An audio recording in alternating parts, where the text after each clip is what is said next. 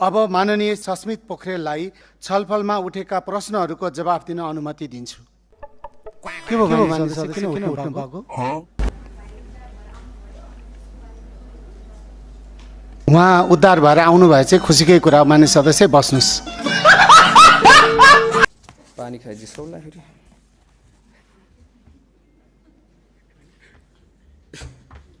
पानी त खानु पाइन्छ। चोच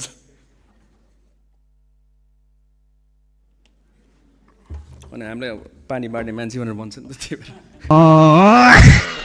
कार्यकरलाई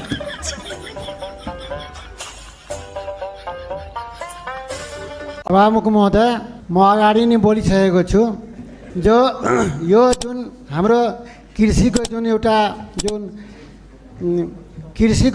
ऊ छ,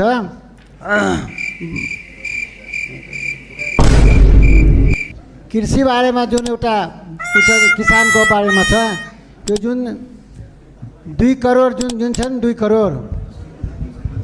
करोड लगानी लगाउनेलाई जुन 40% जुन छ नि त्यो योगदान,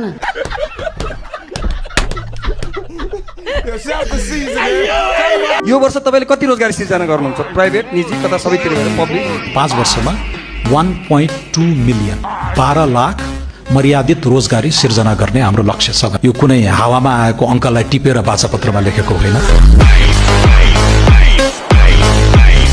हामीले नीति लिएको छौँ मात्रै भनेर भएन, बजेट पनि विनियोजन गर्नुपर्छ भन्ने सल्लाह पनि दिन्छ। हतार त मलाई पनि थियो, अध्यादेशबाट ल्याइदिउँ, यो जरुरी छ भने ल्याइदिउँ न त अध्यादेशबाट, मलाई एकदम हतार थियो।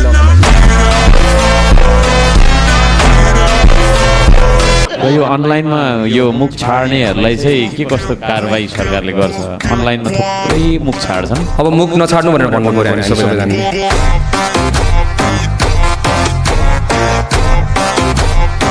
60% कि कति बजेट त्यहाँ चाहिँ 7% फ्रान्सको पानीबाट जान्छ अरे इन्टरनेसनली।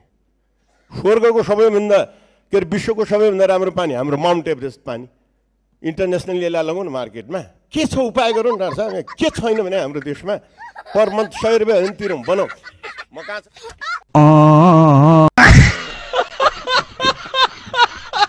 यस्तो कानुन भएन, उस्तो कानुन भएन भनेर त्यो लामो गीत हामीलाई सुनाउनु भयो यहाँले।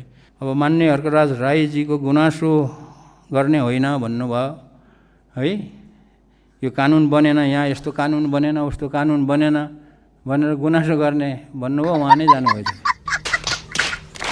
ठेकदार थर्काएको भन्ने कुरा गर्नुभयो। मैले त्यसले काम गरेन नि खुट्टा भाँच्दिनँ, मतलब भयो। गाली गर्न मनै छैन नि, काम गर्दै खुरुखुरु काम गरिदिनु भयो भने त हामी चुपचाप लाएर बस्छौँ नि, खुसी हुन्छ। त्यो आशा यति हो, उहाँहरूलाई बचाउनको लागि नै त्यस्तो गरे हो।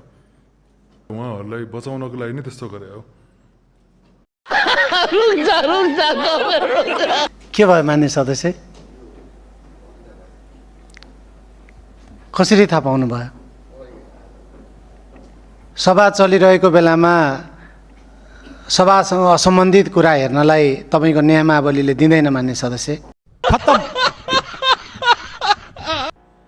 सम्माननीय सभामुखज्यू, पहिलो कुरा त म चाहिँ मेरो आफ्नो प्रिय एकदम मनपर्ने क्लास चाहिँ बेला बेला छोड्नुपर्ने भएको छ मन्त्री भएपछि।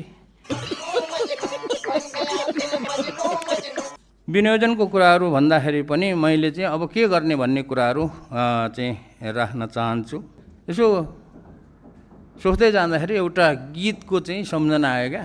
एउटा के गीत छ भने, म त यस्तो होइन दाइ पिरतीले जोगी बनायो भन्ने एउटा गीत छ। प्रश्न नै लगभग 25-30 पेजको रहेछ। सबै प्रश्नको जवाफ दिने प्रयास दिनेछु।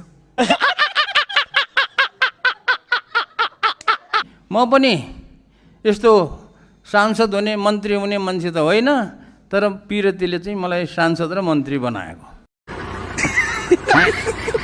कहानी के छ त भन्दाखेरि, पिरती मेरो कसरी कोसँग बसेर म जोगी भएँ भन्ने कुरा आयो क्या। मेरो पिरती चाहिँ खास गरी देशसँग बसेको हो। ठीक है समरिया। अब माननीय अरविन्द शाहजीले चाहिँ भन्नुभएको कुराहरू म यहाँ राख्न चाहन्छु। त्यो अनुसन्धान गर्ने मात्र होइन, यसलाई प्रयोग गरेर आर्थिक रूपान्तरण गर्नुपर्छ देशको भन्ने कुरा उहाँको छ। गर्ने नै त्यही हो। धेरैले अनुसन्धान गर्ने, रिसर्च गर्ने, इनोभेसन गर्ने भनेपछि यो खेले जस्तो ठान्छन् क्या। 66 अरब छुट्याउनु पर्छ नि। 66 अरब भनेको बाफरे भन्। अहिले 4 अरब छुट्याउँदाखेरि त मान्छेहरूले के भन्छ, बाफरे यसले महावीर पुनले कसरी खर्च गर्ला भनेर। टिको लाउने भनेको छु मैले त्यसलाई, दसैँमा यति चामल राखेर टिको लाउने।